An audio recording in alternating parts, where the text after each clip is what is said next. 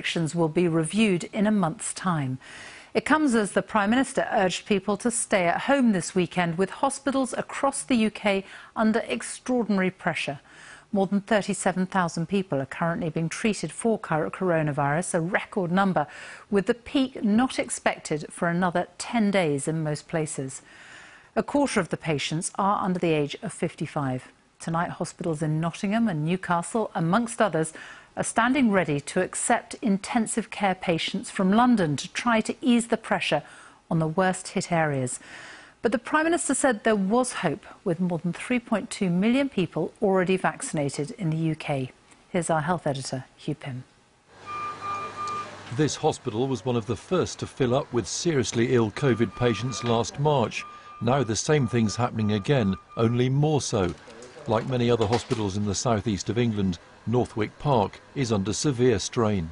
There are more patients now than there were in March and April and May.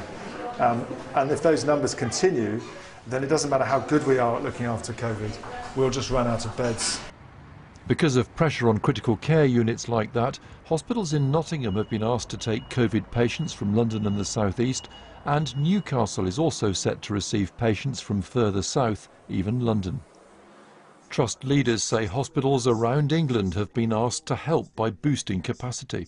We know we now are moving patients, a small number of patients, from London to other parts of the country because London's critical care capacity is very, very full. That's not something we would normally want to do, but I hope in one sense it's a reassuring sign of how far the NHS will go to treat every single patient who needs care.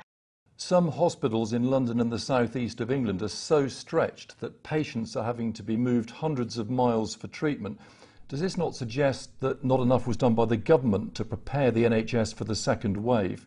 A huge amount was done to prepare the NHS for, and has continuously for the last year, and actually even in London, where the situation has been toughest, the London NHS has been under huge pressure.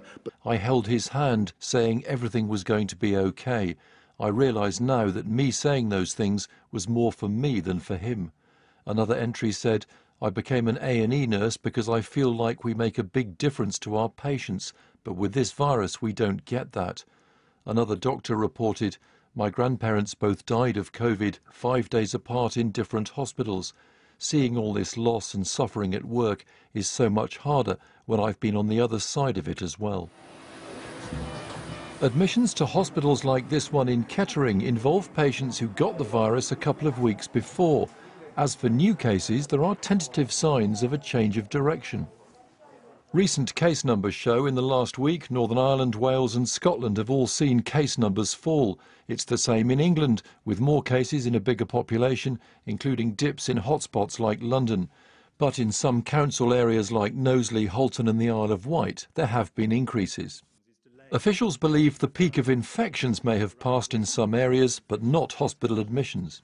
It takes a while between people first getting infected to getting ill enough to go to hospital. So that peak will be a bit later in every area of the country, a bit later than the peak of infections. And then the peak of deaths, unfortunately, is a bit later still. So the peak of deaths, I fear, is in the future. A decisive reversal of those trends may only come once there have been widespread vaccinations. But progress is being made, with the daily total now hitting 300,000 for the first time. Hugh Pym, BBC News. And you can see a full report from Northwick Park Hospital on Newsnight tonight on BBC Two at 10:30. So the UK's borders are being tightened from Monday morning, but for how long and what impact will it have? Here's our transport correspondent, Caroline Davis. While most of us are being told to stay at home, today saw another announcement about international travel. Yesterday, passengers from South America and Portugal were banned from travelling to the UK to stop the spread of a new COVID variant from Brazil. Today, the Prime Minister announced another measure to tighten up travel.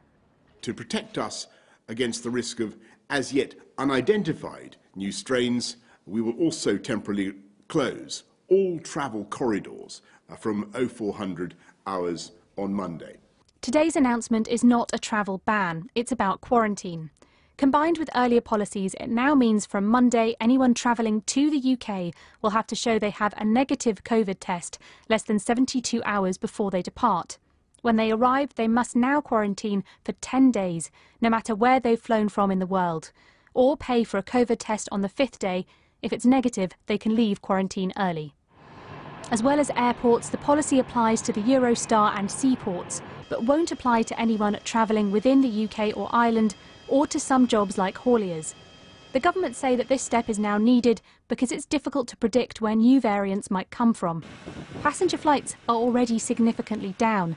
Heathrow Airport handled just over 1 million passengers in December, down nearly 83% on last year.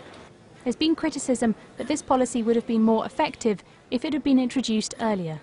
Lots of the British public will say, look, we're really worried about the variant in other countries. Other countries have taken measures. We were slow to it. And they will be wondering why this didn't happen sooner and why the delay now till Monday. During the summer, the travel industry saw travel corridors as a lifeline. It kept people going on holiday. Today, many say they support the suspension so long as travel corridors can come back later this year. If we're going to have an aviation sector coming out of this, we need to open up in the summer. We look forward to having conversations with the government about that. But for the here and now, we are absolutely clear that we will support the government.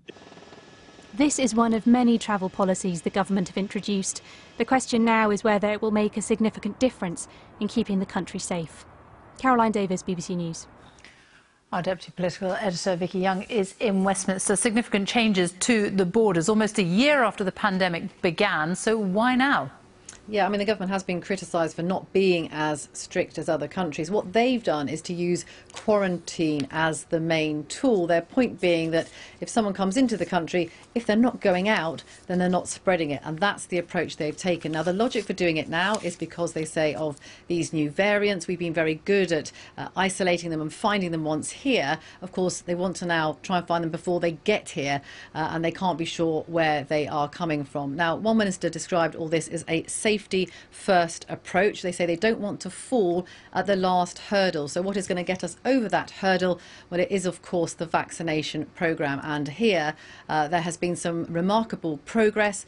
We've heard there are over 3 million people in the UK now vaccinated, and they don't want to have that good work and progress undermined by new variants coming in. So some good news amid some still bad news on deaths and hospitalisations. Vicky Young in Westminster, thank you.